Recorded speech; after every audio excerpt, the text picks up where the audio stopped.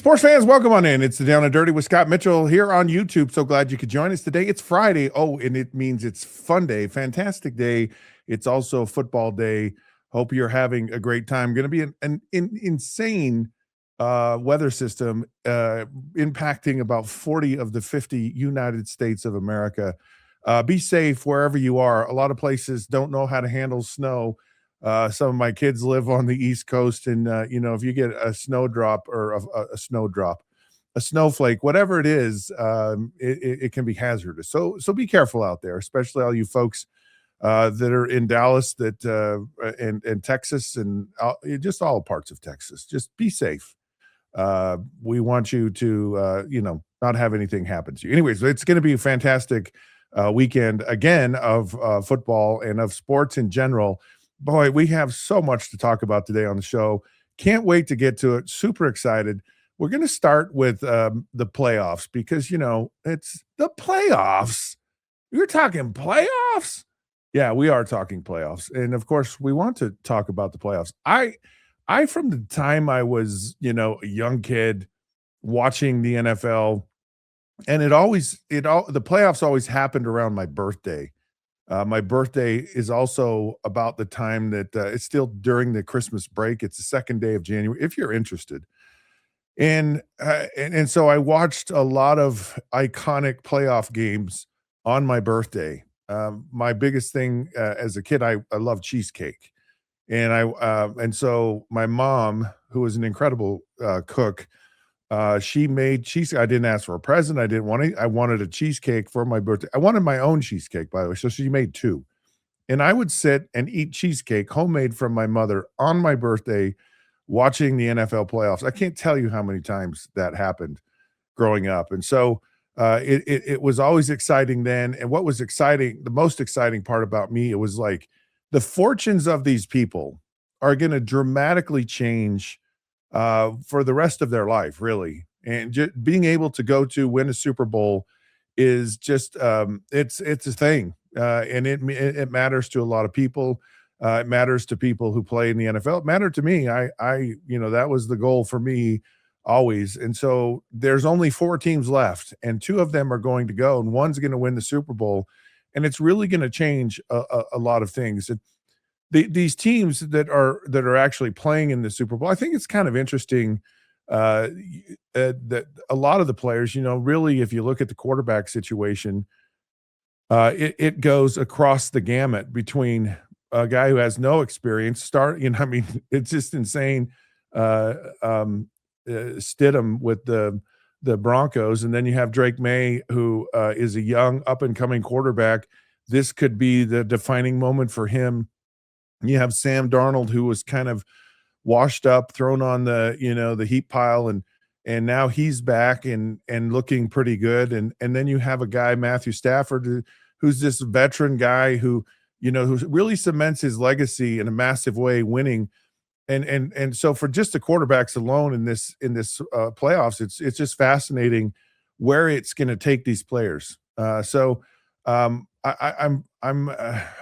always fascinated with this. I love the matchups, and there's always these intriguing elements to and that have an impact on the game. Now, later on in the show, we're going to talk about the trash talking.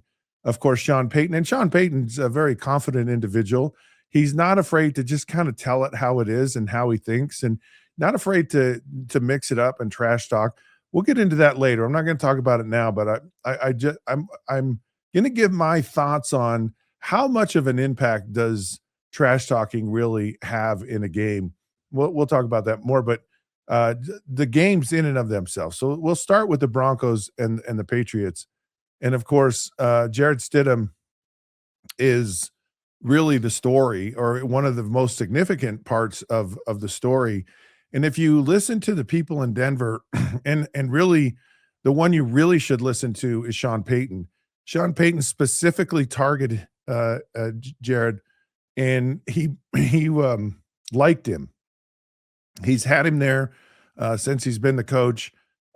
It's a situation, you think of, you have Zach Wilson, who was a former second pick in the draft, and Jared was the guy that secured himself as a very capable backup. And a lot of times Sean Payton backups tend to play in a limited role sufficient. And I don't know if he's a long-term guy in the NFL or not. Who knows that? But there's a sense from and maybe they're just trying to talk themselves into this. I don't know, but there's a sense from Sean Payton, from the Bronco faithful, meaning the folks in the building, the players and the coaches. They have a lot of faith. They have a lot of confidence in Jared Stidham, and I get it. I understand it, and so it's going to be fascinating, I think, to really watch how he handles just the whole moment, because here's the deal. If it's too big for you, you're going to be throwing interceptions, you're going to be making decisions, you're going to let the flow of the game have an impact on how you're performing. Or if you're just like, I don't have anything to lose. I know the offense, I'm comfortable with what we're doing, and I'm just going to go play football. And that's fine. Or, it's one of those, I'm going to play it really safe. And safe is we're going to run the ball a lot. I'm going to throw the ball to the check down guys. And Mike Vrabel will challenge Jared. He's gonna figure out where he is. So he'll probably come after him. He's probably going to give him a lot of crazy looks, probably do a lot of things. Or he may just say, hey, let's just wait and see. Let's not get all crazy and exotic and do these things that maybe potentially could leave us vulnerable to big plays. I remember USC playing Utah, I don't know, 3 or 4, 5 years ago, and USC was down to its third string quarterback who didn't really know the offense, and the only production he could have is Utah's playing press man coverage all the time, and he just throws the ball deep. I mean, there's no read involved to get rid of the ball quickly, and you had Michael Pittman Jr. Running down the field, and was pretty darn, and Drake May, and it's like, some pretty good receivers, and so maybe Mike Vrabel wants to kind of pull back a little bit and just kind of see where Jared Stidham is, and it's like, let's see if he can make the throws just under normal circumstances, or let's see if we can actually get to this team, running or just running our normal offense or defenses, and let's see if we could potentially get pressure on him in normal circumstances. I mean, they didn't do a lot of like crazy things against CJ Stroud, and he struggled in that game. That weather, there's all kinds of things involved in last week's divisional round, but this quarterback situation just puts just such an unusual. I think Roger Staubach was the first time to start. Again, it was like 1972, and so it's not having his first start. I mean, it's not one of those situations where you want that, but you do. Like, here's the thing: Jared Stidham has worked his whole life to be in the NFL and to get a shot and to have a chance and to be in this big of moment, and I guarantee he's relishing it. The other side of this whole weird quarterback situation is nobody knows, right? And I think the element of surprise, the element of lack of film, of tendencies, of a level of this is what his comfort is, that to me, I think is the best advantage that the Denver Broncos have this week. You can't help if you're a team and you're the New England Patriots, okay? And you find out that Bo Nix, who's really he's really come on after 2 years, and got his team to the conference championship, a game away from the Super Bowl in his second season, made the playoffs a year ago. I mean, clearly Bo Nix has arrived, and you're the New England Patriots, and he's not there. And he's been there. He's been there pretty much every snap for the last 2 years. You can't help but become overconfident. You just can't. I don't care. I know everyone says, got to respect the game. We got to behind the scenes, because you want to go to the Super Bowl so bad. You want to be the you don't care how you get there. Like if it's like, oh well, too bad for the Denver Broncos. We don't care. But there's the side of you that goes, if it's easier, if we have a shot, we don't care. Where the championship's the same. There's no asterisk to it. There's nothing that says, well, you had an easy path. It wasn't a real, I think the only time that maybe you could say it was odd is like COVID, like the NBA where they played in a bubble. Maybe that's an asterisk too, but this isn't that way. This is big boy football with all of the challenge of a normal season, and there you are. So it's this overconfidence, I think, is the one thing with the Patriots that could, I don't want, it's just a factor, and it's just sitting out there, and you got to deal with it. You got to handle it. How do you handle it? How do you deal with it? Because I think it's something that no one expected, and it's hard. It's harder, I think, when you, I don't want to say get complacent, but you go, ooh, it's going to be easier. This isn't going to be as hard.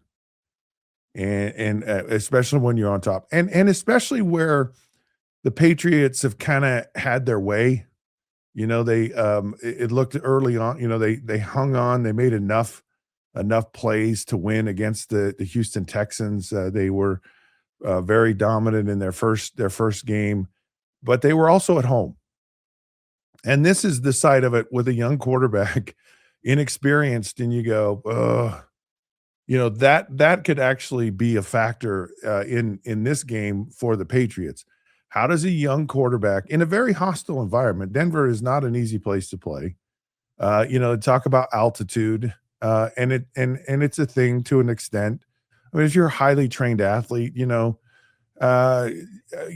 what kind of an impact is it going to have? It might have had an impact on the Bills, and just a subtle one, a fatigue thing that you just don't quite have the same energy or stamina that you normally would have.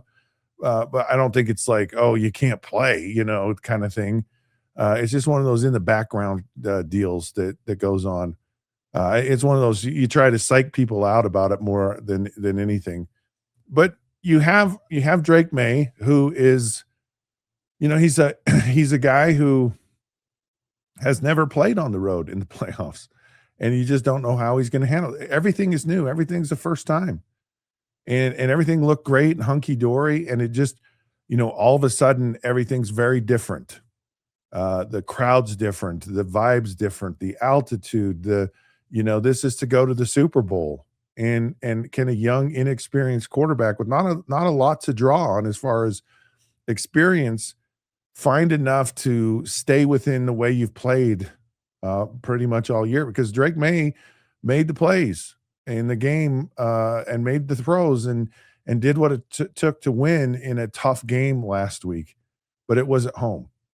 So really it's kind of, and then it's,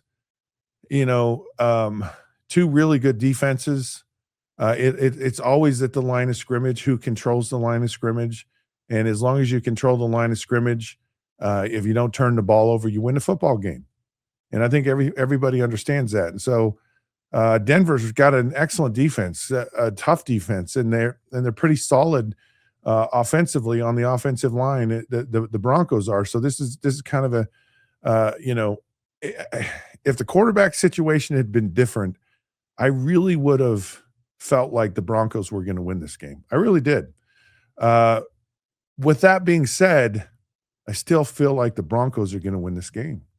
It just feels like they're very confident in Jared Stidham. I think in a situation where a team doesn't know who the guy is in the Patriots, they don't know anything about him, and they'll try to find things but there's just not anything there to really know. And Jared Stidham doesn't even know who he is yet, and he'll figure that out, And right now it doesn't matter because it's just one game. It's one game. He can go into this game, go into the Super Bowl, and no one's still going to know who he is, just because he hadn't played enough to where they can figure it out. So, going to be, you feel disappointed because you want the best players. You really want, I'm a big fan of Bo Nix and want to have him there, and you hate to kind of have this game be like it is. But you just deal with it. And I think if a coach and if an organization is equipped to deal with a dramatic development like that, I mean, I just remember when it happened, it was like, what? Bo Nix? How did he do that? Was he jumping up and down on the air after the game was over? Anyways, regardless, it's going to be a fascinating game, and you're going to get a great football game. You really are. Now, the next one, the Seattle Seahawks and the Rams. This one I think is interesting in the sense that these two teams know each other very well. Like, and they just know each other very well. I think there are two factors here to me that are huge in this game. Well, there's probably three. There's probably four or five, but I think these are really important factors. The familiarity to me is a factor, and the factor is that it's a surprise factor. There's no surprise. They know each other very well. But when you know each other very well and you've played each other a couple of times, you're always like, okay, what adjustments did you make? How well do you know us? Because a lot of times you can feel really confident. And playing a team, I know the personnel, I know we know how to handle them, we know how to take care of our business. And everyone says, well, it's the team that adjusts the most. That's the team that really, makes things happen. Is the one that can adjust after seeing each other a couple times. And I think it's true to an extent. But then you get a flavor and you get a feeling for, like what's going on in this game. How are you approaching us in this game? Now, the Rams have been doing some traveling. I mean, they were in a tough game against the Panthers. They were in a tough game against the Bears. And they went all the way across the country, and they went almost all the way across the country. And I was actually surprised they won that game against Chicago because it's really hard. So you have the familiarity, right? And it's who adjusts, it's who has the confidence from that. But then you have the travel fatigue issue. And there are teams in the league that have done this, right? They've actually been able to, win on the road, win Super Bowls, actually going this route. So, and I think there's a process of vetting or, kind of sharpening the axe when you have you have to win tough, hard fought games on the road, all that stuff. And you can tell when, you have a quarterback that just is like, he's seen it all. He's done it all. Fine. I went on the road. I win at home, whatever. It doesn't matter. And that's what the Rams have. They have a commodity that's like very, very, like you can count on it. Now, does it happen 100% of the time? No, but a lot of the time it really does. And it's because the player, Matthew Stafford, he's played so long that playing at a high level consistently is just a normal thing to do. He's very comfortable going and winning football games. And they did some really good adjusting in that game against the Bears last week. But the travel thing is a thing. And again, it's like the altitude thing. Is it the deciding factor? No, but it is a factor. And it is something that can have an impact because you're going to Seattle. It's a hostile environment. Again, that familiarity, I think, helps you. It's like, well, we've been here. We know what this is all about. It's not something that is going to surprise us. It's not something that's going to overwhelm us. Nonetheless, the crowd noise and the crowd and that whole environment certainly has an impact on this game. So, they're just these things, and they don't mean everything, but they kind of adding up are like things you have to overcome or things that have an influence on the outcomes of game outside of just the execution. Both of these teams are very disciplined. They don't have a lot of penalties. And if you see the Rams kind of forgetting plays, having penalties, the function of everything just doesn't run smoothly. you can say, you know what, the fatigue's setting in. You can see that it's the accumulation of all this travel and all this on the road stuff that's finally gotten to, because it's hard. You get down to the end of the season and you're just grinding it out. It's a gut check for sure, physically, mentally, all of that for these teams. Now, on the flip side of it, you have Sam Darnold. And Sam Darnold has said, I see ghosts. I mean, there's skeletons in the closet. There are certainly issues that have happened in the past with Sam Darnold as far as his confidence level. And it's been a roller coaster ride. You don't feel like, with Matthew Stafford, you feel like I'm going to get a pretty consistent performance. With Sam Darnold, yes and no. And that's kind of that another one of those little like factors or circumstances that have to be addressed and have to be answered. Is Sam Darnold ready for the big time? Is he ready? Because he has turned the ball over and he has had games that have been big games that he's lost. Now he's done it this year. And I think one of the things with Sam Darnold is, there he was in Minnesota, and you're just like, whoo, that was kind of a nice turnaround for him. That was a great opportunity to grow and develop and gain confidence. But then he left, and people are like, well, can he do it again? Because everyone says, anyone can be the quarterback in Minnesota because the system's so great, and Kevin O'Connell's wonderful with quarterbacks. So now he goes to a very new, very different environment. And it almost feels like Sam Darnold is better equipped to be where he is now. It almost feels like he's more comfortable where he is. And Seattle just got a tremendous defense. But can Sam Darnold, handle the moment? Is that and that's another one of those factors that you look at. I for some reason, I've kind of taken on the Rams. I don't know why. I just really, and quite frankly, I think whoever wins this game in the NFC will be the team to win the Super Bowl.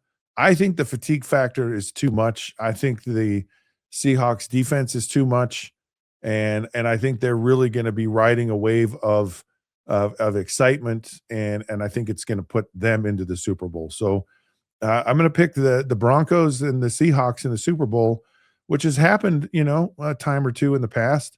And I think it'd be a great Super Bowl, and we'll see where it goes. But a fabulous, absolutely exciting weekend of football for us to watch.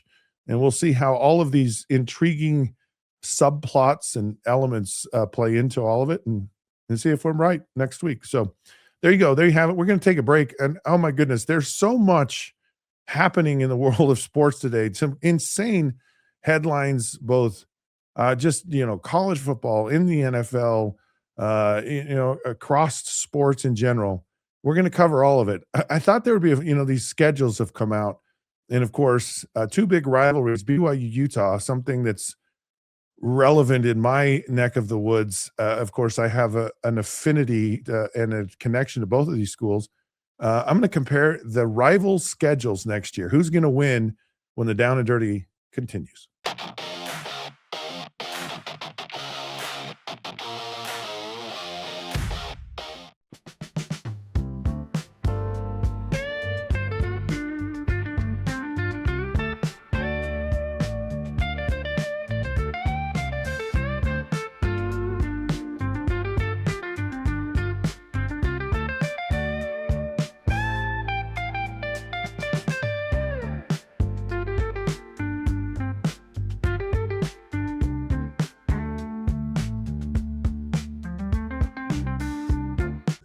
Tervis is all about staying hydrated with style and durability. You can trust Tervis tumblers to keep your drinks the perfect temperature, hot or cold, for hours. From the classic insulated tumblers to sleek stainless steel water bottles, each product is built to last and comes in endless designs to match your personality. Stay refreshed and express yourself with Tervis. Visit tervis.com today and find your perfect tumbler.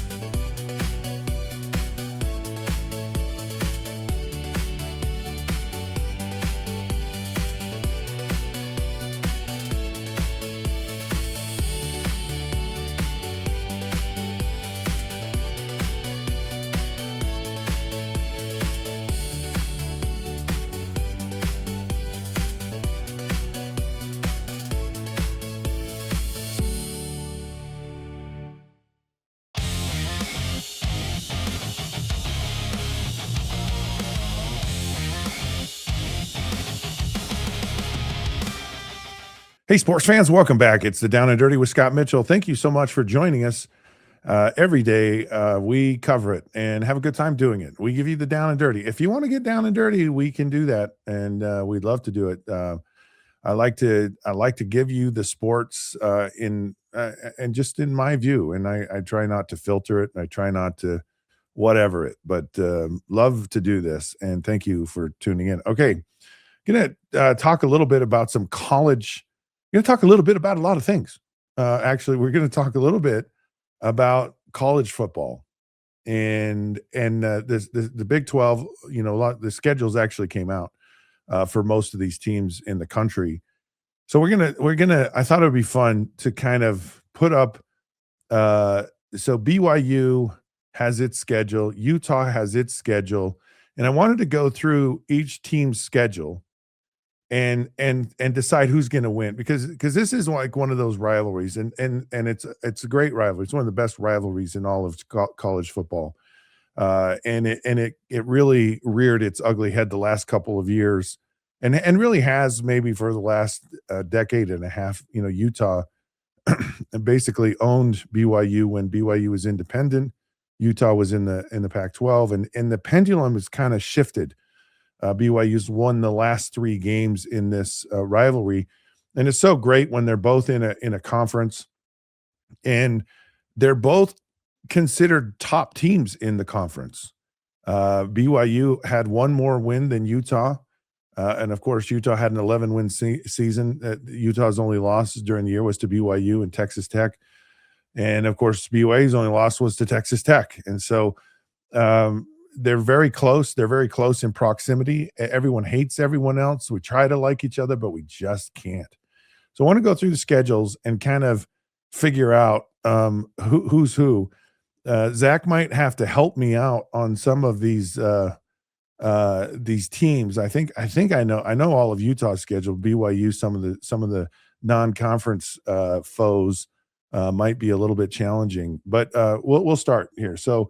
First game of the season, you have Utah is playing Idaho, and I believe BYU is playing Utah Tech. Now Utah Tech is, well, just say they're both going to win these games. Okay, we don't need to get into it. It's just one of those things. It'll be interesting though to watch this because it's Tech. It's Utah. It is Utah Tech, Tech, right? yeah. And then the other one is Portland, right? Is that Portland or is that where? So what's it's the one on are the you 19th? talking about on BYU schedule? Yeah, on the 19th. It's Colorado State. Oh, Colorado State. Okay. Yes, sir. I thought it was, but I was like, I didn't realize they played. Anyway, so Yes, sir. thank you so much. Hi, Zach. How you doing? All right. So the next week, now this is interesting because BYU is playing Arizona, and it's a conference game now. A few years ago, there were some conference games that actually weren't conference games. Utah played Baylor a few years ago in its first year in the Big 12, and that wasn't a conference game. Last year, Utah played Baylor, and it was. So the kind of the funky scheduling shifting from one conference to the other. So the second week, BYU gets after it, and of course, they play Arizona. Now, they have Arizona at home. Both of these teams actually do play Arizona. This could be a challenge for BYU. This will be one of the tougher games on their schedule. They'll have it early in the year. Of course, having it at home certainly helps. Now, Utah plays Arkansas at home, a non-conference game, but against an SEC opponent, one of the lower echelon SEC schools, a team trying to figure itself out. And I'm not sure they have. So I think it's a tougher game for BYU. They'll probably still win it, but I think Utah win their second game as well. Now the third game, so you have Colorado State, and it's at Colorado State, and so again, I'm sure BYU will handle that game. BYU or Utah, of course, is at home against Utah State. Bronco Mendenhall, a lot of ties there. Always any in-state game, with the Utah State, BYU, Utah, it's always interesting, but Utah will handle this game as well. Now you have to remember too, Utah is starting a new offense. They have a new coordinator. They have familiar faces as far as some of the personnel offensively. Dan Pierce back, Bert Ficklin at quarterback. So, but they also are learning a new system. That was one of the things, the advantages Utah felt last year when Jason Beck came from New Mexico. He brought Devin Dampier with him, and Devin was very comfortable and confident and understood the offense. Now everyone doesn't. They're all learning. And by the way, they're Utah State, third opponent. The offensive coordinator came from Utah State, so that's gonna be a little bit of a learning curve. And that's one of the things I think with these early non-conference games is you're trying to find out who you are. You're trying to sift through things. Now, on the flip side of it, BYU, of course, lost their defensive coordinator to Michigan and Jay Hill. And so both of these teams kind of are losing a big piece, but just in different sides of the football. Now, Utah has a different coordinator on defense, but Morgan Scalley has been there. And, of course, just like Kyle Whittingham held Morgan Scalley's hand for years, because that was Kyle Whittingham's defense, the same is true with Morgan. He'll be able to handle and at least be an influence on the defenses. So I think those are kind of washes. You got coordinators, new ones on both sides of the football.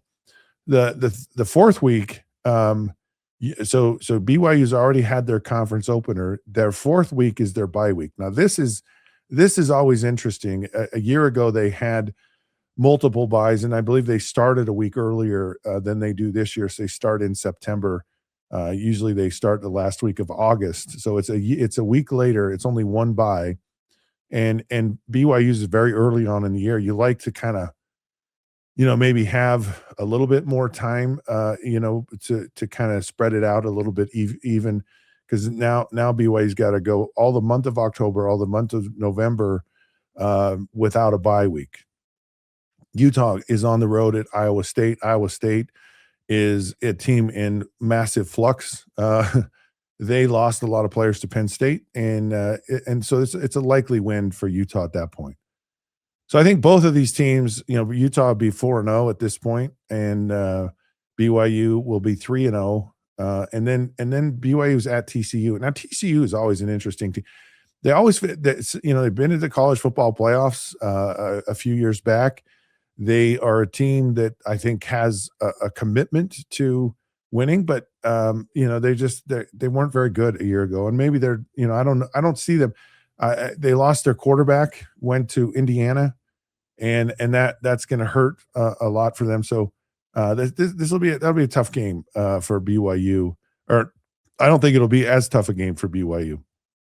Now that week, Utah has its bye again. Both of these teams are having their bye weeks early on in the season, and BYU at this point has now played two conference opponents. So the 10th of October, Utah has its conference home opener against Kansas. Kansas is, it's just a middle of the pack-ish team. It looked like they were going to make a run. I don't see them making any big move forward now. BYU at this point is now playing Iowa State at home. So Utah just played them. Now BYU's playing them. Then the 17th gets really interesting. Notre Dame comes to BYU. That's going to be a tough game for BYU. They'll be up for it. I mean, this is going to be electric. It'll be exciting. BYU is a tough place to play. Utah's at Colorado. Deion Sanders, Coach Prime, as I've said on our coach, he's been there for a long time, makes a lot of headlines, moves the needle, but doesn't win a lot of football games. Not really seeing that change much here. So then the next week, BYU is at UCF. That's a scary game for BYU in the sense that they've had this. The Notre Dame game is going to be a wild game. It's going to be an emotional game. Probably have some, significant relevance to it. Both these teams will probably be nationally ranked at this time, possibly inside the top 10. So that's going to be a big game. It could be one of those game day site types of games at BYU. And then the next week they got to travel all the way across the country, go visit Mickey Mouse at Disney World. And while they're there, they'll play UCF and Scott Frost. And the thing about the Big 12, I think that's challenging is from year to year, you just don't know. You know, there's going to be a team or two that just kind of rises up, and UCF could be one of those teams. TCU could be one of those teams. Maybe Kansas. You just don't know. So Utah is playing the University of Houston, which made a huge jump a year ago, and is a good team. They're going to be better than they were a year ago. They're a team to watch out for in the conference. Now Utah has them at home, which I think is helpful, but it's going to be a tough matchup. Now the next week, Halloween trick or treat. Utah is at Cincinnati. Cincinnati lost their quarterback, probably going to be down a little bit this year. Arizona State, Kenny Dillingham, he's got them fighting down there. The Sun Devils are bringing out the pitchforks and playing, but it's again at Provo. So BYU's got a tough game there. And then the following week, November 7th, is when Utah and BYU play each other. Now, I think this is a crime, and I don't know why. Brett Yormark talks about being open for business. Well, here's the best business decision in the world. You have two of your teams who probably at this point are going to be undefeated. They're going – maybe BYU might have a loss. I don't know how Notre Dame, because Notre Dame's pretty good. They return a lot. The quarterback comes back. They're a very good football program. So now you have this game in the 1st of November, and it really should be the last. It just should be whenever everyone else's rivalry week should happen. And I know the scheduling is kind of weird and funky, but part of the schedule for BYU and Utah is they play each other every year. So you just got to figure out somehow to get that into the conference. Now people just say, look, we're not kowtowing to these new teams in the conference. You got to earn it over time. But it's like, why don't you give your conference more, attention? And you can do that when you have this rivalry game at the end of the year, because it really is a big deal, and it really can be a big deal on a national stage and when it's later in the year. Now it is later than it was last year. It was in the middle of October last year, so it's better. It is in November, so we're getting better. We're getting closer. That game's in Salt Lake. Oh boy, that will be rocking. That could be it could be a game day game there. And then the next week, BYU has Baylor at home, and Utah's at Arizona. And that's a tough stretch right there for Utah. Houston, of course, Cincinnati's, but they got BYU, they got Arizona at Arizona.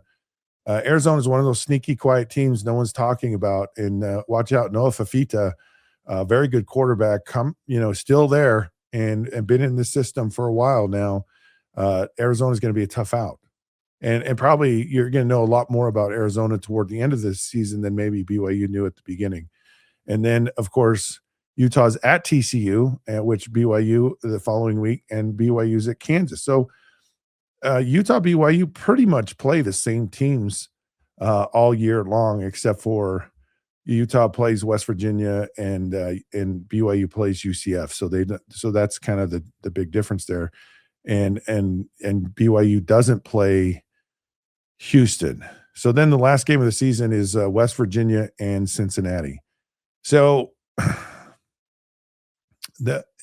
I think Arizona is going to be a hard game for Utah after, but I wouldn't be surprised if they're undefeated. I kind of feel like Utah's it's a year they're going to beat BYU, and I'm a homer, whatever, but I just kind of feel like that's the way it is. I wouldn't be surprised if both of these teams ended up the season with, one or two losses. They're going to be right there in the mix. Texas Tech is really good again, and they're going to be a tough team to beat. So this is going to be fascinating. I'm going to say Utah's 11-1. I'm going to say BYU is 10-2.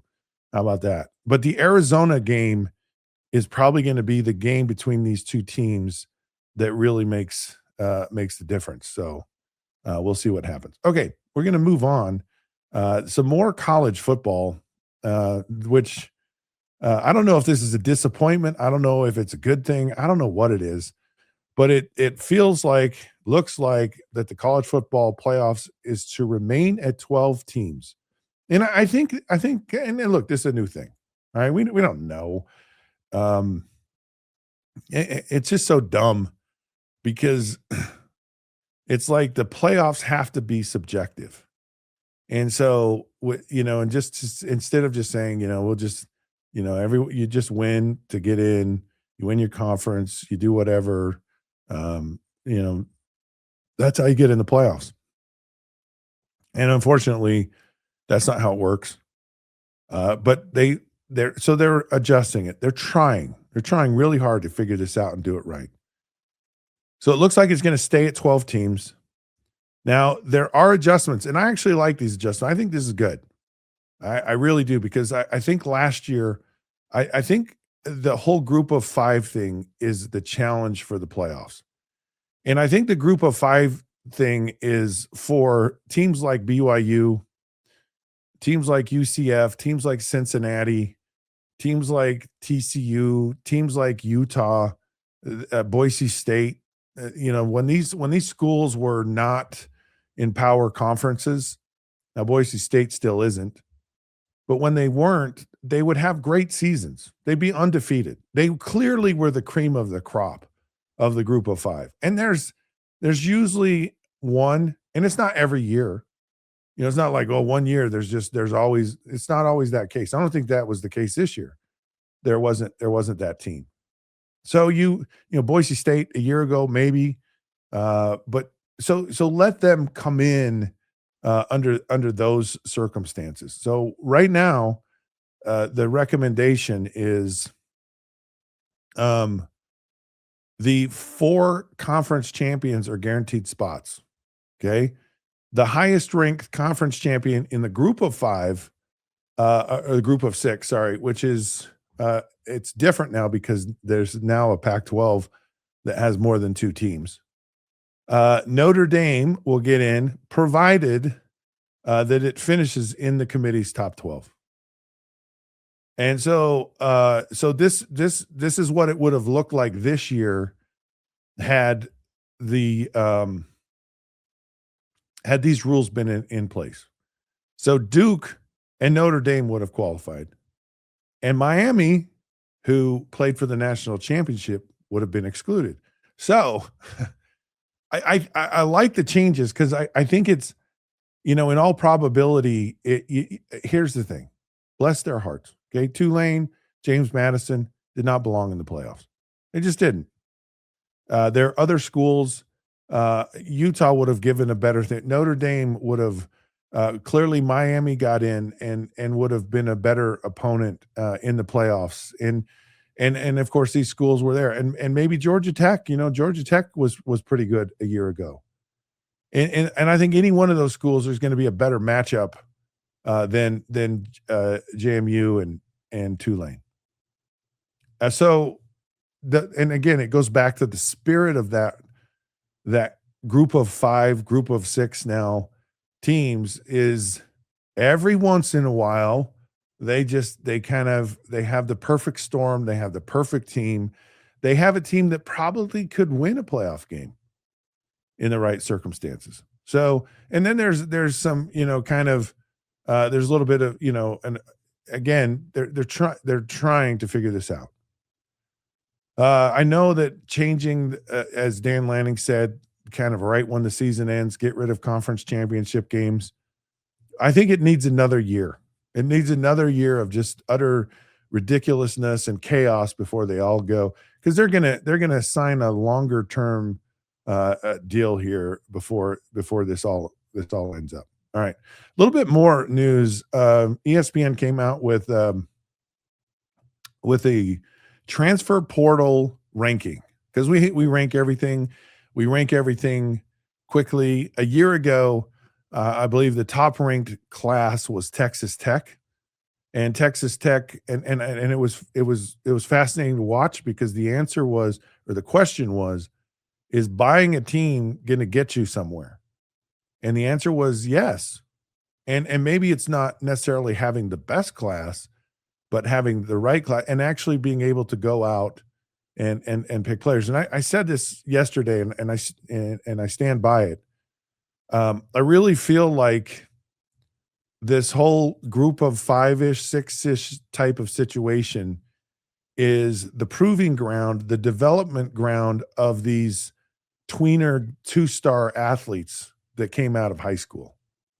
and they've given a chance to mature, to their bodies get better. They've been given a chance to play, because you think if you're a 2-star guy and you're at a big time program, you're sitting on the bench.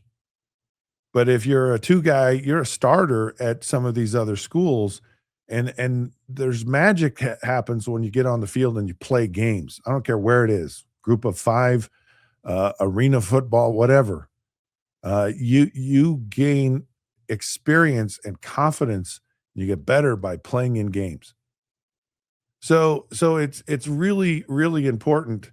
Important, but it's one of those things where it's like you really have to. I think it's smart for teams not to go necessarily to these power conferences, because a lot of the guys that are coming out of the power conferences, the Georgias, the Alabamas, aren't necessarily guys that started. These are like 4-star, guys on, and they have potential, but they still haven't played. So you're still taking a risk with some of these guys. And whereas the other guys have played, and you have tape on them. And so I think that's the more savvy move, right? At any rate, here's kind of the teams, according to ESPN, that won the transfer portal bet. LSU was number 1.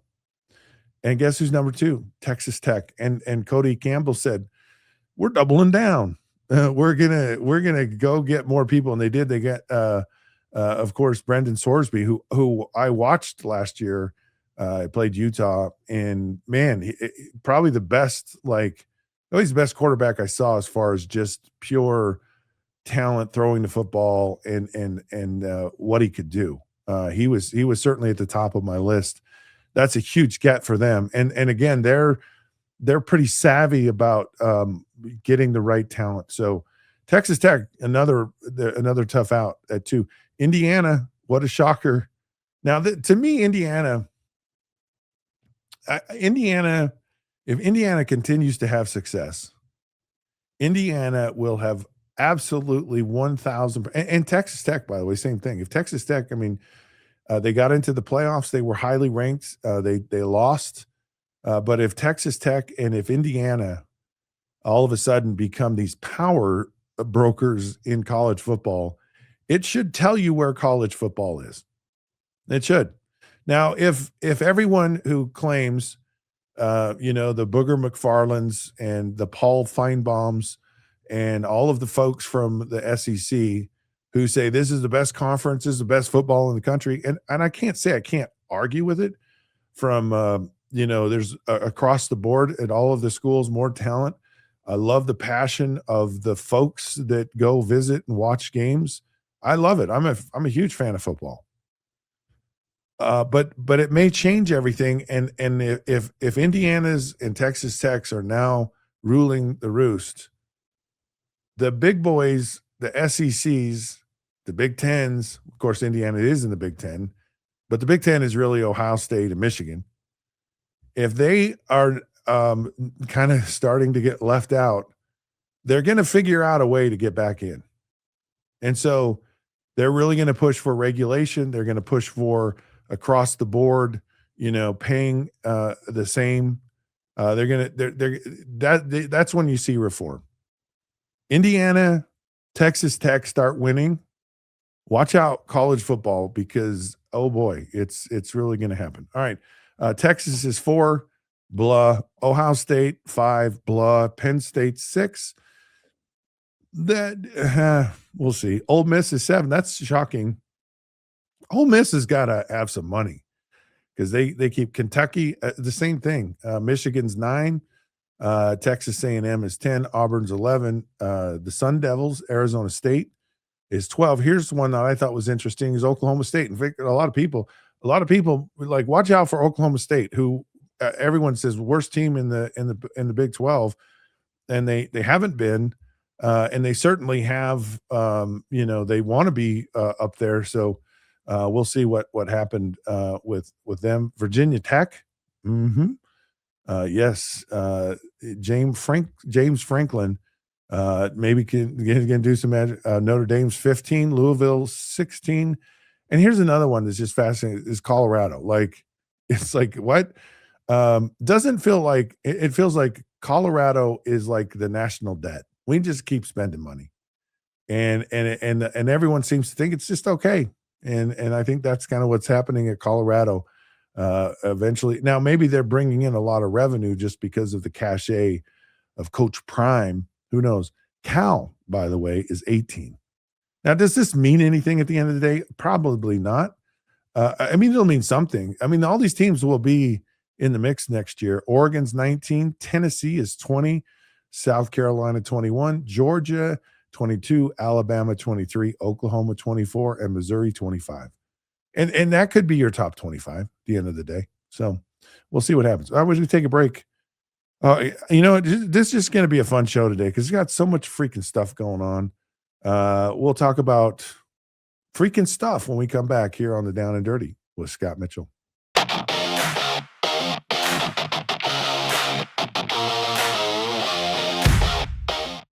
For 75 years, Nalgene Outdoor has been your trusted companion, fueling adventures and helping protect the planet. We're committed to reducing waste, improving access to clean water, and providing simple, safe, and sustainable products for you and your family. No gimmicks, just durable, well-designed bottles built to last. Join us on our mission to amplify life, not complicate it. Because at Nalgene, what goes into our bottles matters as much as the adventures they fuel. Explore more at nalgene.com. That's NALGENE.com. I know you're gonna love this Kodak Dot Plus printer. You guys just connect it to your smartphone and then you're gonna use the Kodak Photo Print app. It's going to print you a 4x6 photo.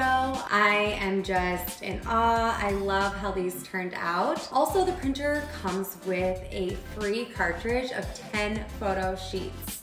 I can assure you, you are going to love this printer as much as my family has. You guys have to check it out for yourself. Welcome to Kitbag, the ultimate destination for football fans. Whether you're cheering for Arsenal, Chelsea, Manchester United, or any other top club, we've got your team's colors running through our veins. From official replica kits to custom player prints of your favorite stars like Ronaldo, Messi, and Kane, Kitbag is your one-stop shop for all things football. Powered by Fanatics, we deliver to over 180 countries, ensuring you get the gear you need fast. For true football passion, think Kitbag. Visit kitbag.com today. That's KITBAG.com. Kitbag. Farmhound's approach is a little different than a traditional treat company. We get to work with local farmers who are putting everything they can into regenerative farming. From the soil to the animals to the ecosystem. They care about how animals are raised and how we treat the earth. It's not just product, but it's part of that story. It's connected to just a whole lot more.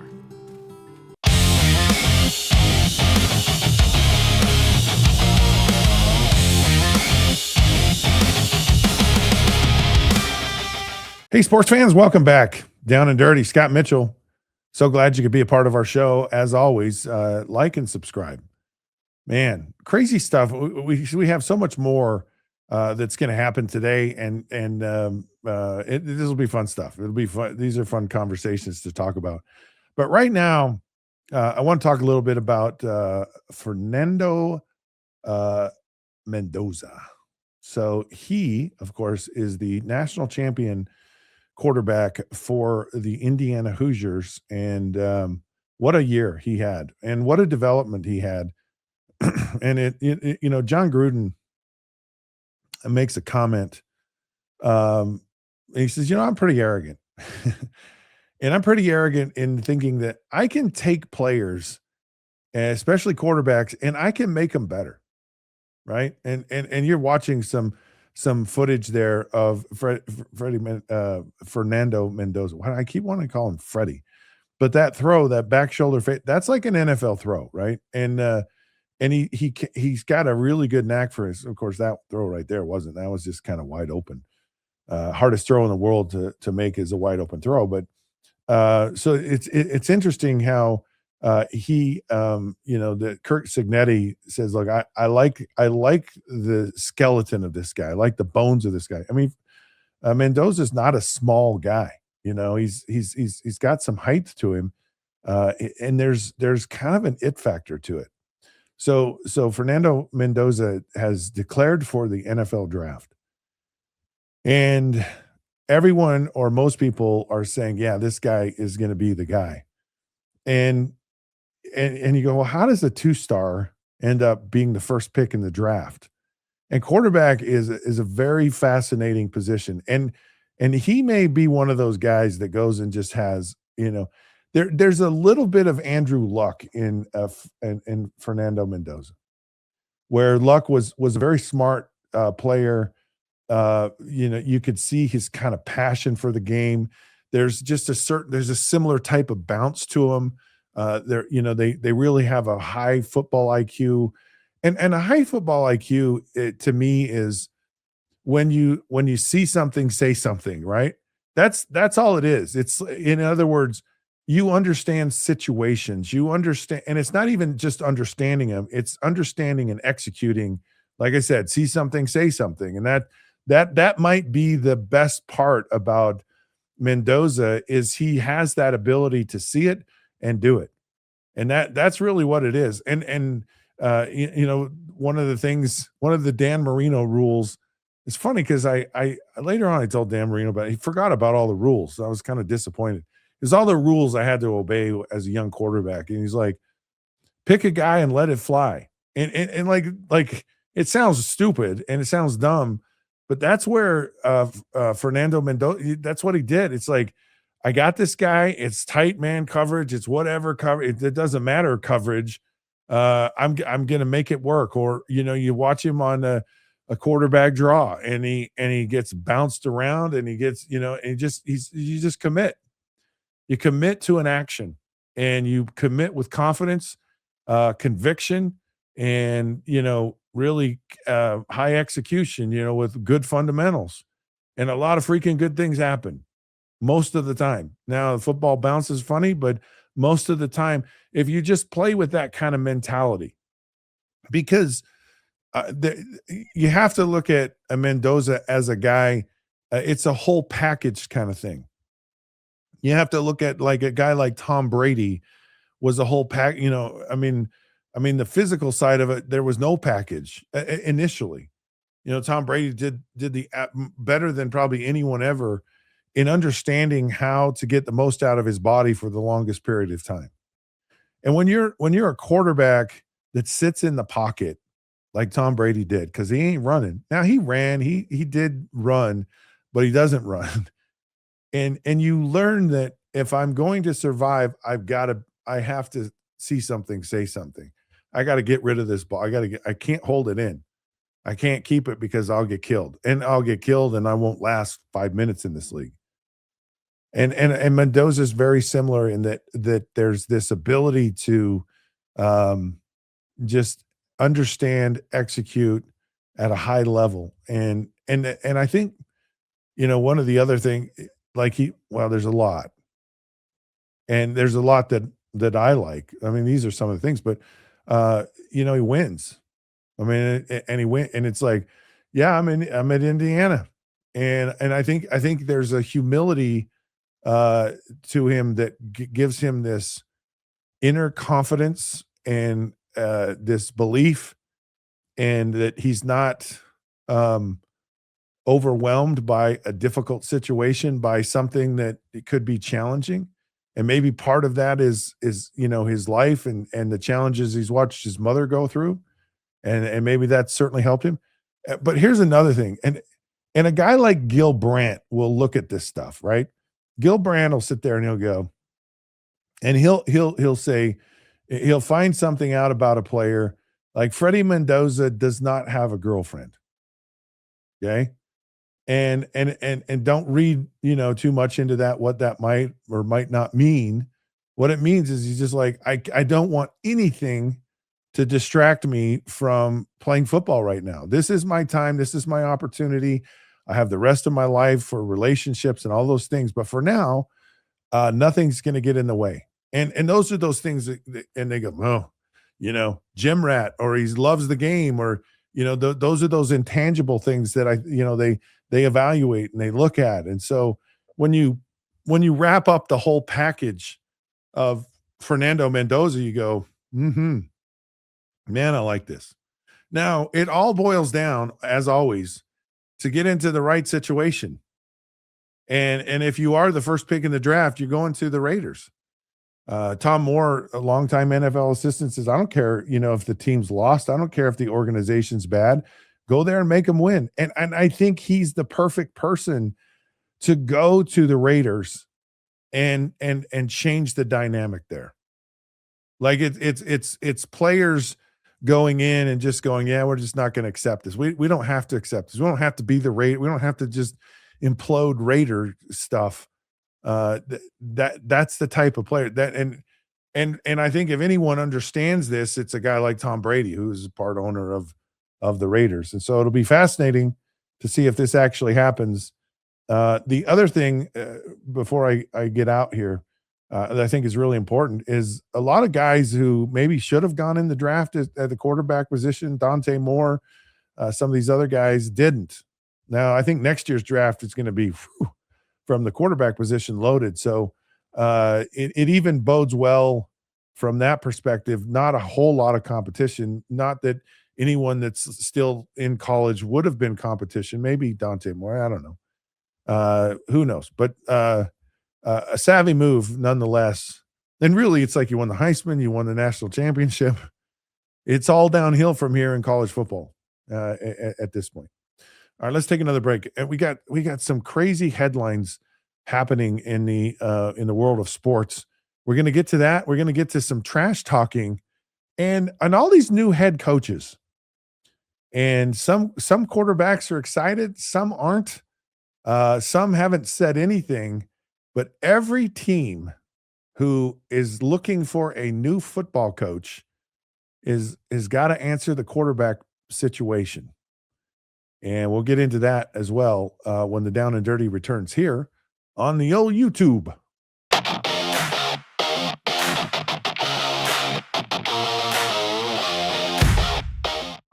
Circulon C1 Series Clad with Scratch Defense Non-Stick. The luxury and confidence of premium clad stainless steel meets Scratch Defense Extreme Non-Stick that won't scratch, ever. With an ultra-thick aluminum core for high-performance heating. Maximize cooking, minimize cleaning. Discover the unmatched durability and elegance of clad stainless steel. Scratch-free, worry-free, forever.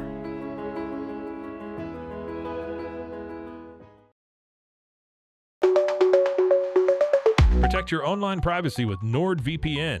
Browse securely, access content from anywhere, and keep your data safe with military-grade encryption. Whether at home or on the go, NordVPN ensures your digital freedom. Stay secure. Download NordVPN today at nordvpn.com. That's NORDVPN.com.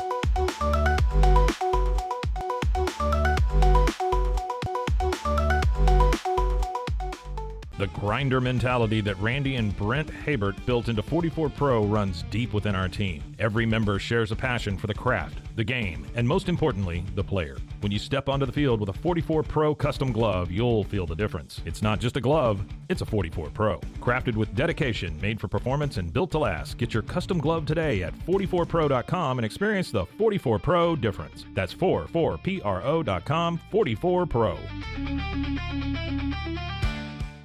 At Matt Piffle, we believe in celebrating your journey, past, present, and future. Our unique personalized products are designed to boost your confidence, elevate creativity, and honor what matters most. From custom home decor to meaningful gifts, we help you cherish the memories that make you who you are.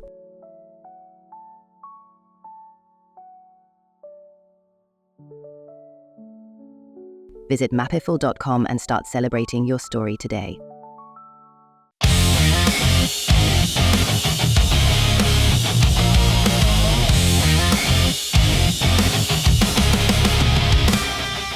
Hey, sports fans, welcome back. It's the Down and Dirty here on the YouTube. It's your tube, it's my tube, it's YouTube. It's you on the tube. Catchy name, love it. So we're having fun with it. We're don't, you can't beat them, join them. So that's what we're doing, and it's fun. It's fun to put yourself out there and make a complete fool of yourself all the time. Like who doesn't want to do that? I was. We're going to get into all this NFL stuff, but just really quick, I had an orange this morning, and I love oranges. In fact, as a young child, as so often happens, you have allergies to certain foods. My youngest son, like bananas, like, just not a good thing. And so I was allergic to oranges and tomatoes. And I had this orange this morning. It was just amazing. And I'm trying to think of like what's the very best fruit that I think, like, what's my absolute favorite fruit in the entire world. And I love oranges, and I grew out of it. It's weird. I break out in hives. I didn't care. Between tomatoes and oranges, I would break out in hives. And my grandmother had this magical old time remedy that had baking soda in it and who knows what else. And she'd spread it all over the hives on my body and it'd go away. It didn't seem to bother me. But I grew out of it. And I don't know, for some reason, and the orange peel is in my studio here and I can smell the aroma of orange. And it's just got me stimulated on the very best fruit. Now I can tell you the worst fruit. If you have a minute, sit down. Let me tell you here for a minute. Durian fruit. Okay. Whatever you do not ever, like, if you want to get back at your worst enemy in the world, send them at, whatever time, a basket of durian fruit. Some people like it. I don't know how. I honestly don't know how. It comes from, I think, New Zealand, maybe Australia, and it's highly favored with people in Asia.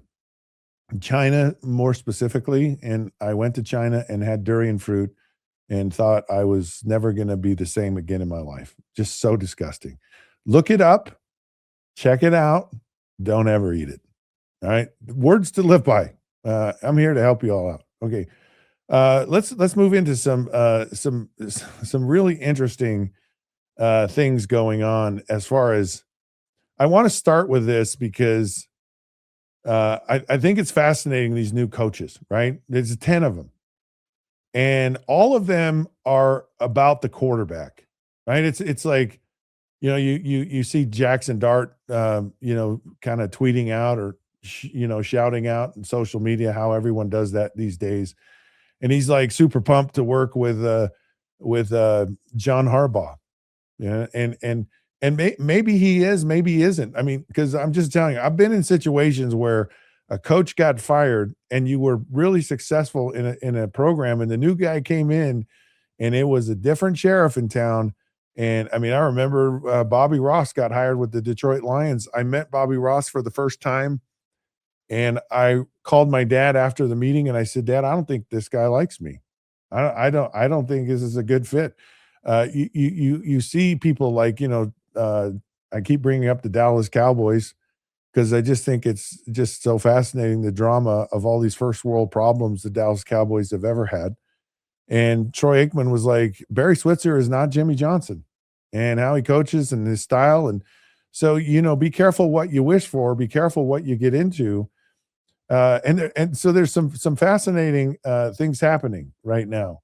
Now, let's start with the Miami Dolphins. Their general manager had this quote. He says, we're going to find our guy, referring to the quarterback, but we're going to make sure that we're building the infrastructure along the way so that when we do find our trigger man, whoever that may be, whether it's Tua, just so you know, let me just read between the lines. Whenever we find our guy, we'll just start there. When the general manager says, when we find it, Tua's been there, right? He's been there. Like you might as well pack your bags, buddy, because you're not going to be there. Or if you're going to be there, you're not going to want to be there. And you're not going to want to be there because you're not the guy. And when you're not the guy, when you're not the coach's guy, when you're not, I mean, you look at what's going on in Buffalo. It's like, the gloves are off, and it's like the coach wanted that guy and we didn't want that guy. And now the coach is got, it doesn't end well. If you're the guy that's there that someone wanted or it's left over. And I'm not saying every situation is like that, because you look at Trevor Lawrence and you look at what Liam Cohen's done with him, you get kind of excited about that. But again, this is a guy with a track record who's really good at developing these quarterbacks. And so whether it's Tua, I'll finish the quote, or Quinn Ewers, or someone that's not in the building, we have a team that he can go play and win with. Now, I love the philosophy. Don't get me wrong. I understand this because it's like, yeah, we have to figure out the guy, but that's not the whole thing, right? It's the people around him, and really it's the system around the guy. And does the system fit the guy? That to me is the bigger question, as opposed to, getting all of the other. Yes, they're very important. But having the right system is huge, and the right system that fits who you are is 1000% huge. I saw this clip with Jerry Rice and Lynn Swann were talking, and they talked about the quarterback they had, and Jerry goes, look, every pass was just, right there on the money, and I'd catch it and I'd just run, and I had Steve Young and I had Joe Montana, but what you had is a system, and those, because those quarterbacks go, but I had Jerry Rice too, and all the pieces and the parts fit very well together, and the coach, the one running it, talked about ball placement, like it wasn't completing the pass, it was completing the pass, on his leading number or on his shoulder, or it was, waist higher, it was all of these different things. And so accuracy became absolutely as important as the decision, that's the open guy. And they just took it to a much more refined level, but that was the demand from the coach. That was mastering your craft, as they often say in San Francisco. And then you had Terry Bradshaw, who was like, yeah, I'll throw it out here somewhere and he's open, and it wasn't bad. I mean, the dude won 4 Super Bowls and in the Hall of Fame, but it was just a different system, a different mindset. And Lynn Swann's, and is also, it was maybe a little, I mean, the 49ers came along a little bit after, the Pittsburgh Steelers, when it was just brutal for defensive backs and what they could do to wide receivers. But the point of it is the system, right? You want to get in the right system. All I can tell you is if I'm Tua, I don't know that I'm the guy there anymore, because they kind of, and it's one of those things where the Dolphins are probably going, well, let's just look at all of our options, and is there an option out there? Because I look in free agency and I'm like, what free agent quarterback? We went through this yesterday. I don't know that, I don't know how many guys are really out there that fit the bill to come in and play with the Miami Dolphins. So maybe Tua is like, or maybe they go, hey, look, there's something in this Quinn Ewers, and not all bad. Here's one that I thought was beyond. Well, I'm just going to read this because I think it's funny. So the Arizona Cardinals, I know everyone is captivated by their whole process, but they've been very secretive. Like, they haven't been telling people who's come in for interviews. They've only had one person come in for another interview, and the Arizona Cardinals are taking their time. They're being thorough. They're really working hard on this. And I'm like, you can take all the time you want. You can go, you all the time in the world you want. It ain't going to make a difference. It ain't going to make a difference. You're going to if there's one thing that's consistent, it's that they just don't, the coaches don't do well there. Not that necessarily the coaches are bad. Cliff Kingsbury's done well with the Washington Commanders, but and there have been guys that have, from time to time, but it ain't changing much in Phoenix anytime soon. And maybe they're trying to say this because they know that on the pecking order of coaches, because the coaches aren't stupid. Like, coaches go, I mean, there's a few guys that go, if they offered me the job, I'd just take it. And you think of Frank Reich who went in after Josh McDaniels. You know, Josh McDaniels is this hot assistant, goes to the Colts, and then all of a sudden has a change of heart and says, "No, I'm not going to do that. That's a bad idea." And Josh McDaniels, by the way, is not really a good head coach, or his record would indicate so, but phenomenal coordinator. He's phenomenal. He's doing it right now with the Patriots, and maybe that's his best self, is to be a coordinator. But so he left, and now the Colts are like, well, all the other coaches are gone. Hey, Frank Reich, you want to do this? And Frank did an admirable job, but wasn't necessarily their top pick. And the Cardinals maybe are pretending like, yeah, we've got this coaching situation that we're really being thorough with. We're taking our time. And maybe it's like, because probably nobody wants the job. Like you're the last one in the pecking order. You may have to beg someone to come and take this job, and someone goes, you know what? I want the experience. This is probably a bad situation. It's going to be ugly. It's going to be awful. But you know what? I'm a head coach in the NFL, and I certainly can gain a tremendous amount from that situation. All right, moving on. Speaking of new situations, Jesse Minter has been named the Ravens head coach, and it almost feels incestuous, because he's not a Harbaugh, but he was with John Harbaugh before, and then he went to Jim Harbaugh and went to the Michigan Wolverines, and then of course to the Chargers, and one of the hot names on the list of coaches. And so you have to imagine that there's probably a lot of conversations out there. I mean the guy, John Harbaugh, getting fired and ending up in the New York Giants is the equivalent of Kyle Whittingham stepping down at Utah and ending up at Michigan. Like he was in a good place and had been in a good place for a long time and done a lot of good things, and then they go, yeah, we're over you. The things you say just ring hollow now. We're not hearing it anymore, whatever. And yet they still, were right there to make the playoffs, and the Ravens had some massive challenges this year, let alone one of the toughest schedules in the NFL. And then he ends up with the Giants, a great organization, one of the top organizations in the National Football League, one of the more visual and important teams in the National Football League, being in New York and the whole thing. And so he ends up in just this beautiful spot. And so maybe there's no animosity. Maybe it's like, let me help you out. I'll tell you who would be a great guy. And he was here before, and he's very well thought of. And that's Jesse Minter. And, if you look at what he did, a tremendous job, both at Michigan, winning a national championship with Jim Harbaugh. And then, of course,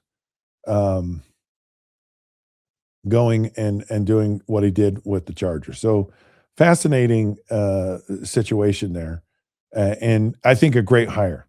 Now, again, you still have this quarterback who's been an MVP, who's just such a special talent and can do so many things. It feels like Lamar, and you kind of have to ask yourself a question, because he represents himself, which I understand and I don't understand. I think it's really hard to go in and go, look, I'm pretty freaking awesome, and you got to pay me all the money. And they go, yeah, that's not how it works. We have a budget. We have kind of a slot. We're not totally convinced you're whatever. They start telling him all this stuff. They're negotiating. And it's easier when you have someone on your behalf, as long as that person is like really representing your best interest. And I just think that maybe, because it doesn't feel like to me that Lamar Jackson is happy. It feels like there's some bad blood with situations, how things were handled in the past. and John Harbaugh could be part of that. Clearly there was a touchy situation, and probably was a lot worse than we know of on the outside. I mean, when you get a little brush of it on the outside, it means you're seeing the tip of the iceberg. So you're not getting all the down and dirty details of what really went on. But just you look at body language, you look at just performance, you look at a lot of things. No one seemed happy. No one seemed like there was just this, childlike exuberance and excitement and passion to go out and win and compete. It just didn't feel that way. And I'm sure that's what everyone sensed. It's like that's moved on in a different direction. So the guy who figures Lamar out and I think it's key. I really do. And gets him excited and energized. And not that he's not, right? But it just, I don't know, body language just tells me a whole lot. And it tells me that man was not happy where he was. Okay, some other interesting things. I mean, I like to be positive. I like to be upbeat, but there are circumstances sometimes that aren't, and it's unfortunate, I guess, in those situations. Kevin Johnson, who played for the Eagles and the Raiders, and other teams, of course, passed away by means of homicide, which means someone else. I learned all these technical terms. Something happened, and he wasn't the cause of his own death, and it wasn't natural causes. So, blunt force trauma and stab wounds is what was allegedly the report of his passing, but it was from a homeless encampment, and he was kind of from my era, and you kind of ask yourself, how does a player who has been on top of the world, who is experienced the most popular sport in America, you can't say the world, but it's massively popular. It's a big deal. Not very many people even get the opportunity. And, somewhere in the neighborhood of 15,000 ever that have played professional football. And so it's a pretty special deal. And so you look at this and this greatness and this, life and the fame and now the fortune, certainly not always the fortune for players in the past, but certainly is today. And you just go, how do you get there? Like how do you get from point A to point B? And I think that's kind of the question, how do you go? Because everyone says, I shouldn't say everyone. Most people say, the homeless situation is a choice. Like most people that are homeless want to be homeless. They, for whatever reason, and most of it is drugs and mental health challenges.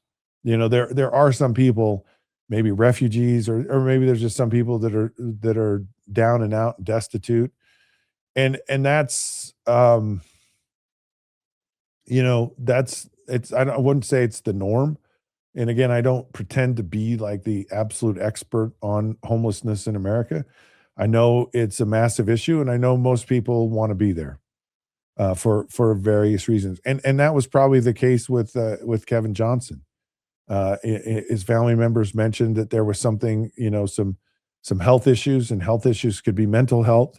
It could be, it could be challenges with, because everyone's going to jump to the whole concussion thing, and there certainly have been players that you've heard of, the Mike Websters and some of these people that really kind of went into a downward spiral for whatever reason, and I don't think we fully know exactly what goes on. It's just, I think people, when it comes to the perception of fame, whether it's in sports or whether it's in, I was having this conversation, in the music industry, it's like, you're a performer, right? You're a musician, you're an artist, whatever, and you go perform at an arena, and just like in sports, you go perform, and there's this weird thing that happens after you're done. it's almost a small form of depression, in that your body is so full of like these natural chemicals. You're basically creating drugs. You're taking drugs internally. Your body is to manage the stress of performing. And so it's like, it's glycogen, it's adrenaline, it's all these different things, and it feels wonderful, and it's your body's way of coping with it, of handling it. Well, then it's over, and you watch so many people, like, they win a Super Bowl and they're just like, oh, after a while it kind of fades quickly, and it's a weird thing that your body goes through when you're performing. And so, like, a singer, they perform in a place, and they had this incredible high, and tens of thousands of people in these arenas, and screaming and yelling, and they love you, and it's just a rush. And then you go, okay, now we go to the next city, and I get on a bus or I get on a plane, and so, and your life, this fame, the fame of life is like spent in a bus or a hotel, or that it's not necessarily this glitz and glamour all the time. Now there's events, there's awards, and there's like, for me, when I felt like I lived probably the most normal life of anyone ever. Like, I really did. I felt like people are like, oh, what it's like, and the game's unbelievable. Like, I can't describe what it was like to play in an NFL game. It was amazing. It was the craziest rush. It was the coolest thing in the world to say, I'm out here with the best athletes in the world, and I'm with them.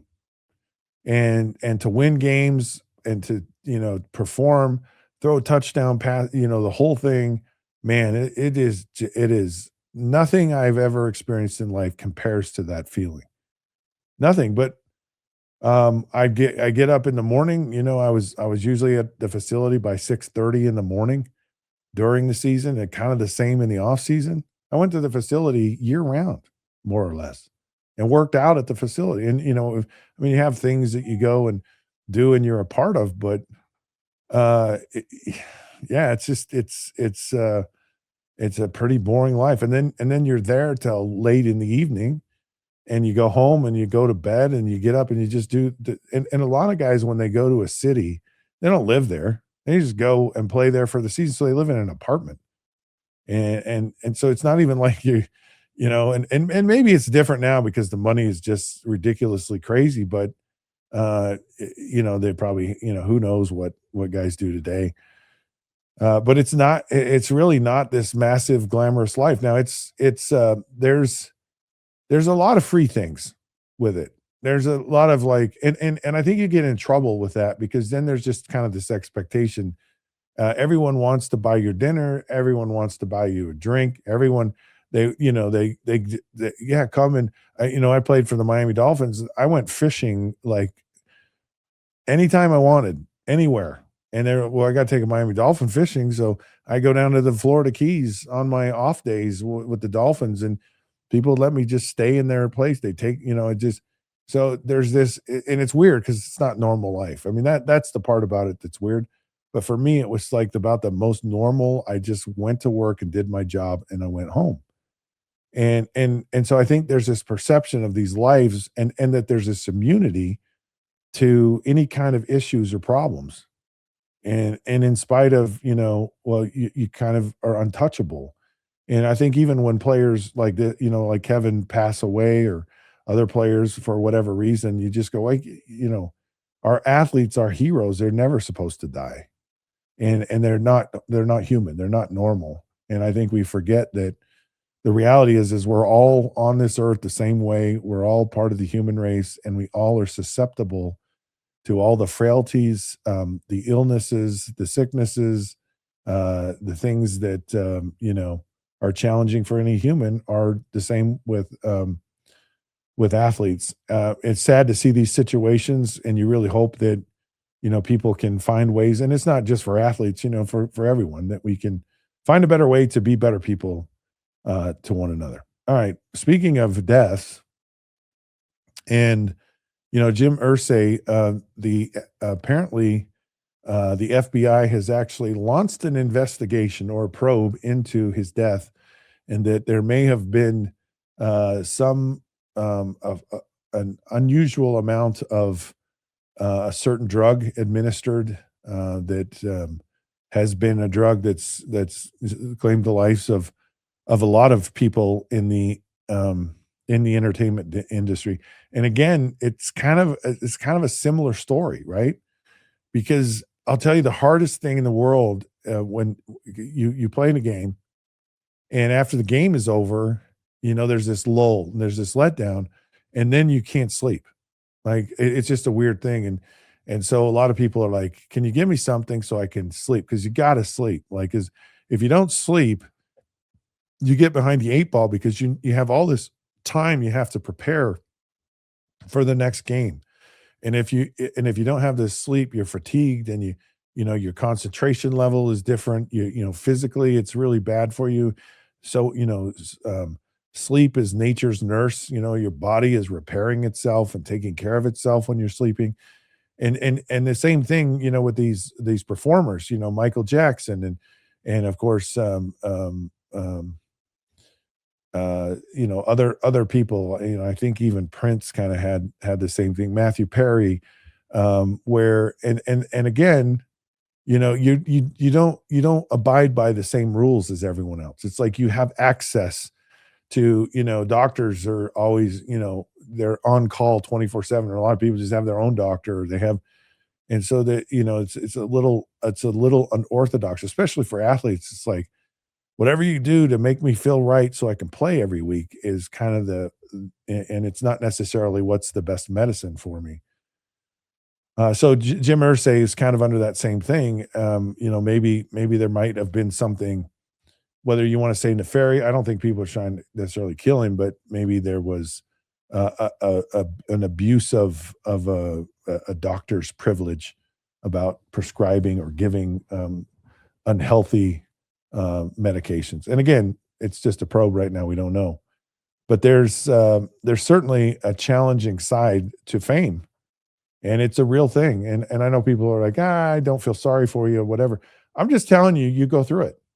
Like when you're in it, you go through it, and it's a real thing. And I don't think people are looking for sympathy or anything like that. All right, we come back because we're going to take a break. But when we come back, we've got Sean Payton talking trash, and we'll talk about, is trash talking a thing? Is it not a thing? I'll let you know when we return here with the Down and Dirty on YouTube.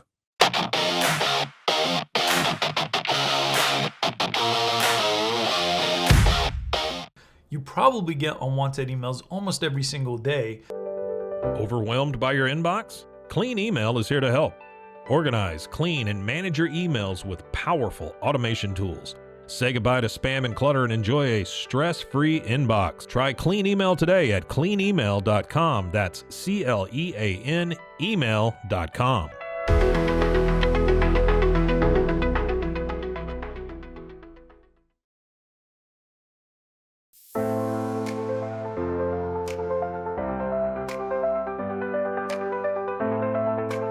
Get paid faster with Bill, the easiest way to send, receive, and manage your payments. No more delays, no more hassle. Whether you're a freelancer or a business, Bill makes payments seamless and secure, simple, fast, and reliable. Sign up today at Bill.com.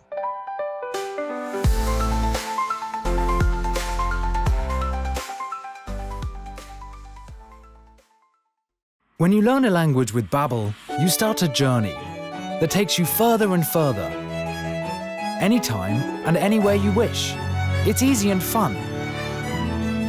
Broadens your horizons and keeps your brain fit. A journey into new thoughts, new cultures, new adventures. So what are you waiting for? Start your journey with Babbel now. Go to babbel.com or download the app. Have you ever wondered why so many pet parents are choosing to have virtual vet appointments? Online veterinary care is making it easier than ever to get expert advice for your pet. Our professionals are not only experts in managing urgent concerns, but also in providing top-notch preventative health care. We're proud to connect pet owners to a vast network of licensed veterinary professionals, ready to address any immediate concerns and expand access to pet care. Book your first appointment today.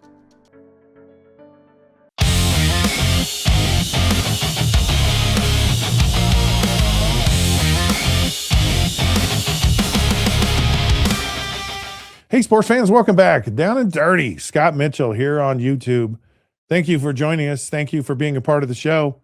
Just a lot of fun. I love all of the things that happen in the world of sports, and I love to kind of give my take on it, my down and dirty thoughts and feelings and opinions about what's happening in sports. I'm not here to report the sports. I'm here to give you my insight and perspective of someone who's been there and done that, and just kind of how I feel about it. And that's what it's about. And it's fun, it's fun and I love interviews. I love to talk with former or current, players, whatever it is. And I find their lives fascinating. I've been doing this a long time, and I've interviewed a lot of athletes, and there's some really interesting things that happen with most athletes. Someone along the way, and it's usually not a family member, someone along the way took an interest, saw something and took an interest, gave words of encouragement, mentored, coached, whatever it was. There was, and I would say 100% of these athletes had people, and that's what it was. It was their time. Someone gave their time to help someone along their path to be better. And I find that fascinating. And I think through my life, where whether it's been my life or whether it's been my life in sports, and I've found doing this show and even and all the other things I've done, whether it's been through my church or whether it's been as a coach or on the radio, and I've said something, and there have been times when I didn't think it was that big a deal. It was just a thought. Maybe it wasn't the biggest thought in the moment, and someone heard it and they just go, man, that just really resonated with me. And it made a difference. And I really find that we all, number one, we're all here to kind of help each other out. And I think you're happier when you do. I think you're happier when you don't make it about yourself. And that's really kind of part of the show for me as well, is just being able to, share thoughts and ideas through the lens of sports. And that maybe, one, if you're just entertained and you like sports, awesome. I mean, that's what a lot of it is, but there's also other things that go, I like the correlation here. I like, the analogy, or, I like how this applies to other aspects of my life, because I think it does. And I think it can. I think one of the most beautiful things that happens through sports is we identify in ourselves kind of who we are and what we're made of. And you see it, you see it so often. People have always asked me about, what was it like to play, and what are you most proud of in your career? And it's like that I got through it, and I really did the very best I could under the circumstances that I was in, and some of the circumstances were challenging. And I was young at the time, as a person, and so just being able to perform and succeed and do it was an incredible thing. And with the challenges and the things that have happened to me in my life, my personal life, whatever life. And so it's one of those things that you realize that you can do hard things. You realize there's something about working as a team. There's something about, figuring out things when you have differing philosophies or different views of life. If we really wanted to solve the problems of the world, just everyone go in an NFL locker room and you'll figure it out. I mean, it's a magical place. It's an NFL. We should actually do a whole segment on NFL locker rooms and what they're really like. We'll do that. We'll actually do that. I actually want to do one on left-handed quarterbacks, and I want to, and I'm going to do that. I'm going to bring them on the show. So I'm going to try to get all the left-handed quarterbacks, former NFL left-handed quarterbacks, and just talk about what it means to be left-handed. I think all of you that aren't are going to be in for a surprise at how we look at all of you other people, and because being left-handed is a thing. It's a real thing. And I'm not gonna get into it today, but okay. So, anyways, on my soapbox, sports is good. That's basically all we need to know. And this is just my opinion of sports, and that's really all we need to know. So, if you want statistics, you want scores, then just look on your phone. This weekend, big weekend. It's going to be, no matter who wins the Super Bowl, it absolutely changes legacies. And if you're someone who's won it, like Sean Payton, it further cements your legacy. Then you reach a different milestone of respect and adoration, and on the hierarchy of greatness. Same thing with Matthew Stafford, but then you get to be someone like Mike Vrabel, and you go, man, that dude was a really good player, but he's an even better coach. And who needs Bill Belichick, right? And then you Drake May, and you go, this might be the new shining star in the NFL.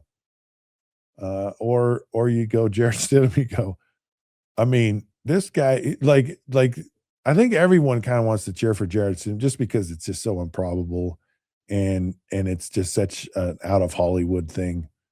But that aside, there's so much pressure. There's so much focus, attention, and the golden rule, is don't give your opponent any more incentive or motivation to beat you. Now, Sean Payton, I don't know if he got the memo, and I don't know if he's a guy that believes in that memo. And so here's what Sean Payton kind of had to say about the upcoming game with the New England Patriots. For about the past month, you've had a message to fans every single week about noise. Do you have a message for them this week with being the final game? Well, they're going to have plenty of rest after this one, 2 weeks. Now, it's an interesting comment. And of course, the Patriots are like, yeah, we'll give you 2 weeks. I'll tell you, you can go take your 2 weeks and you can turn it into, you're going to go to the Bahamas, or you're going to go to Hawaii on vacation in 2 weeks, because we're going to be playing in the Super Bowl and you're not. And it was kind of a little clever, right? He goes, yeah, here's my message to fans. After this week, we're going to have a lot of rest. And that is really clever. Now, the Patriots took it as, oh man, they think they're going to win. Oh, well, we're going to show them. Or Sean Payton was saying to the fans, he was saying to his team, he was saying to his quarterback, I have 100% faith and confidence in your ability to win this game. And I don't think it was because I don't think Sean Payton, and maybe he is, maybe he doesn't care. Most coaches they care. Don't give your opponent any other opportunity to do something to get further motivated. And he could be saying, look, I've been to a Super Bowl. I won a Super Bowl. I know what it's like. And you can't get more motivated than you are right now. I expect the very best out of the New England Patriots, and I expect the same thing out of our team. So it's not like me saying anything is going to get anyone more hyped up than, it's almost like you could get too hyped up because you're already super hyped up. And then you go super, super hyped up, and then you're like those fembots in Austin Powers. They implode because they're too hyped up. But I don't think in this case, Sean Payton was actually talking trash. And I think he was really talking and sending a message to all the Broncos fans, because they're probably all freaked out right now. Oh man, we lost our Bo Nix. We've been through so many freaking quarterbacks, and none of them have panned out. And we finally get a guy, and we finally get to the game to get us back to the Super Bowl again. And now we're back to having quarterbacks that stink. That's the vibe, right? And I think Sean Payton just says, screw that. We're going to take 2 weeks off because we're going to the Super Bowl. And we're going to the Super Bowl, and I don't care who's coming with me, right? Who's coming with, Jerry Maguire. It's like, I'm going off to do this new thing, and along with the fish, who is going to come with me? And so I don't think in that situation that was the case. Now, do I think that trash talking actually has a detriment to you? I think it's a sword that cuts both ways. It's a sword that you go. You look at people like Larry Bird, like legendary in his trash talking, and it's like when he goes into the 3-point contest, he goes in the locker room, and all the participants in there, and he walks in and he goes, "Okay, who's going to be number 2? I just want to know which one of you in here is going to be number 2." And insinuating, and everyone knew what it was. It's like, I'm number 1. I love the Larry Bird stories. I love the legend of Larry Bird. And so he used trash talking. Michael Jordan, there's a lot of guys that have done that. I think in some now you hear quarterbacks and they'll go, they don't want to incite the defensive lineman, so they talk nicely to them. And there's a funny story about Ndamukong Suh, who Tom Brady tries to go, hey, and he's trying to butter him up during the game. And Ndamukong Suh says, I'm not your friend. And so, Tom Brady's trying to do the old psychological, BS on him, and he sees right through it. And so in some ways, it's kind of that passive aggressive trash talking. It's like, I'm going to talk nice to you, but really I don't respect you. I don't want you to get excited. It's like, how can you be mean to me if I'm nice to you, kind of thing. And of course, remember Joe Burrow in the Super Bowl, and he's going around and he's, and he's calling everyone, hi, I'm Joe. It's really nice to meet you, all this stuff. And it's probably a tactic that, someone has taught them, because to kind of take your opponent and make them seem real, like where you go, oh yeah, you're not the enemy anymore. And I find the relationship on teams in football between quarterbacks and defensive linemen, like the defensive linemen are taught to hate you. And I will just tell you, some of the guys I was absolute closest to in my career on my team were defensive linemen. When I was with the Detroit Lions, Henry Thomas, we were seat mates on the airplanes, and we used to play. Gosh, I think we played cribbage, we played backgammon, and I kind of hung out with Henry Thomas, who, by the way, when he played for the Minnesota Vikings, tried to kill me in a game, not literally, like they tried to maim me. And then all of a sudden we're teammates, and I really respected and really enjoyed that time. Tony Saragusa, who was just the funniest human being I've ever met in my entire, and I wish so badly, so sad when Tony passed away, but oh gosh, just the funnest human being, and we're so different in our life, but for whatever reason, quarterbacks and defensive linemen just kind of get along when it's, I don't know, there's this mutual respect and adoration, but also we're only talking to each other when we're in a series of, we're in a truce, right? Where, what is it, parlay or the white flag or whatever, that there's this moment of a truce, but we're still at war and will always be at war. Now I remember Lomas Brown talking trash when we were in Detroit, and we had really turned our season around and started 0-3 and made this incredible run, made it to the playoffs, kind of felt like we were a team that was going to make a real push in the playoffs. And Lomas came out and just said, man, we got to start talking and acting like we're the guys. We're it. And I think everyone kind of thought that way to begin with. I didn't know that we had to publicly say that. Of course, we went to Philadelphia and it was kind of ugly, and it wasn't a good game. And I don't think that,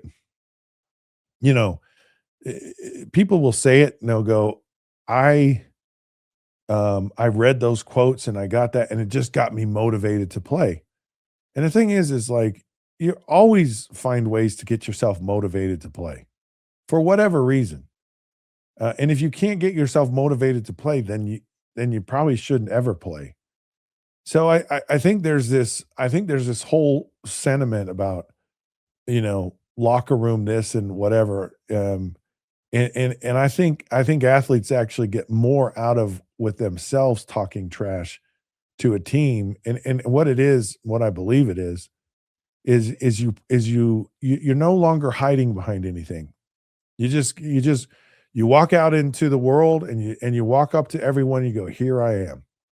And yep, I'm coming to play. And I'm not ashamed about it. I'm not embarrassed by it. I mean, Kurt Signet said, I win. Go Google me. And he's not ashamed. He's not embarrassed. He's not afraid to say that. He's not afraid to compete. And I love that. And it reminds me of Brian Cox. Brian was a linebacker, played a long time in the NFL, and was drafted by the Dolphins. We were teammates together. And of course, the Dolphins and the Bills at the time, very heated rivalry. And Brian Cox came out during the week and just said, I hate Buffalo. I hate their fans. I hate their city. I hate everything about them. And Brian Cox, I don't know if he'd ever been to Buffalo, and probably didn't know two people from Buffalo. And that wasn't the point. The point is I'm sick of hearing about Jim Kelly and this K gun and how great Buffalo is.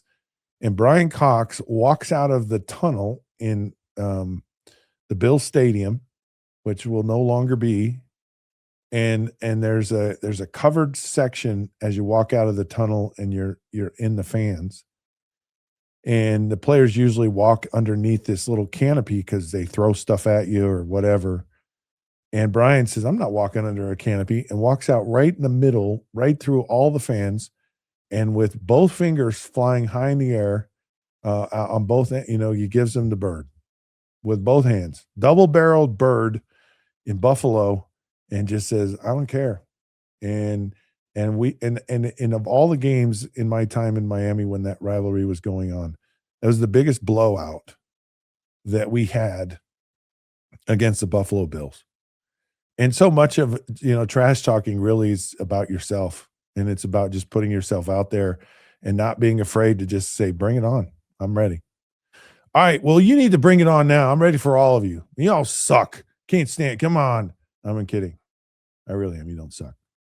But have a great weekend. And I hope you really enjoy this championship and all the other sports that are out there that are so wonderful. Basketball season is starting to heat up. So is hockey. Baseball's right around the corner. Golf is actually in full swing. So a lot to look forward to. And we got the World Cup coming up. Can't even believe I'm saying that, but I am.